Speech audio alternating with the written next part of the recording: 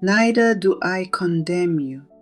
Go, and from now on, do not sin anymore. John chapter 8, verse 11. In today's gospel, a woman is brought before Jesus by the scribes and Pharisees. She has been caught in sin. The crowd gathers around her, ready to condemn. The law seems clear, and the punishment appears certain. But the people who bring her are not only concerned with justice, they are testing Jesus. They want to trap him. Jesus does not respond immediately. Instead, he bends down and writes on the ground. The silence is powerful. Then he speaks words that cut through the tension. Let the one among you who is without sin be the first to throw a stone. One by one, the crowd begins to leave. The oldest go first, then the rest. Soon the woman stands alone with Jesus. No accusations, no stones. And Jesus says something extraordinary. Neither do I condemn you.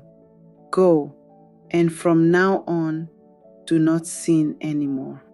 This moment reveals the heart of Christ. He does not ignore sin, but he refuses to define a person only by their failure. Mercy meets truth. The woman receives both compassion and a call to transformation.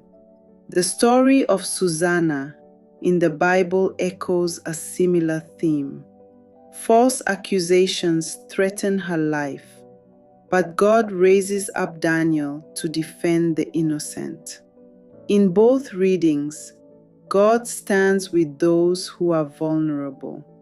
Lent reminds us that we all stand in need of mercy. It is easy to judge. It is harder to recognize our own need for forgiveness. But Christ meets us in our weakness, not to condemn us, but to restore us. His mercy does not leave us where we are. It calls us forward into a new life. Lord, thank you for your mercy. When I fall, remind me that your grace is greater than my failures. Help me turn away from sin and walk in the new life you offer. Teach me to extend the same mercy to others that you have shown to me. Amen.